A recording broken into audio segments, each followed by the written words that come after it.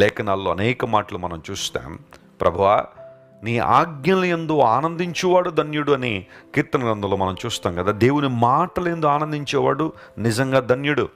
ఎవరు ఈ లోకంలో ఆశీర్వదించబడిన వారు, ఎవరు ఈ లోకంలో దీవించబడ్డారంటే దేవుని మాటల యందు ఆనందించేవారు. ఒక సూటి ప్రశ్న అడుగుతున్నాను, దేవుని మాటల్లో నువ్వు ఆనందిస్తున్నావా? వాక్యాన్ని వినడంలో నీకు సంతోషం ఉందా? ప్రభు మాటలు వింటూనే దేవుని కృపలో వర్ధిల్లడానికి ఇష్టపడుతున్నావా? లేదా లోక సంబంధ విషయాలపై పరుగులు పెడుతున్నావా? ఆలోచించేయాలి. ఎప్పుడైతే నువ్వు దేవుని మాటలు భుజిస్తావో, అంగీకరిస్తావో, ఆ మాటలు నీలోనికి వచ్చి నీకు నిజమైన ఆనందాన్ని, సంతోషాన్ని ఇస్తాయి.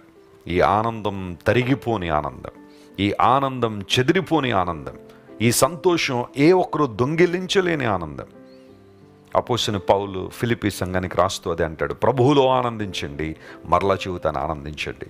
వాస్తవానికి పౌలు మహాశయుడు చెరసాలలో ఉండి ఆ పత్రిక రాశాడు.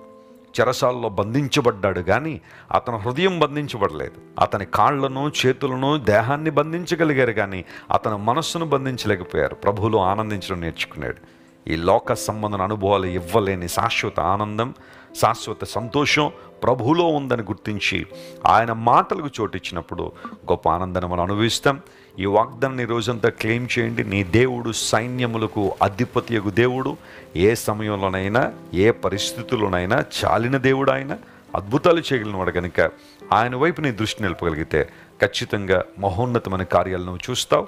అలాంటి కృప దేవుడు మీకు దయచేయనుగాక.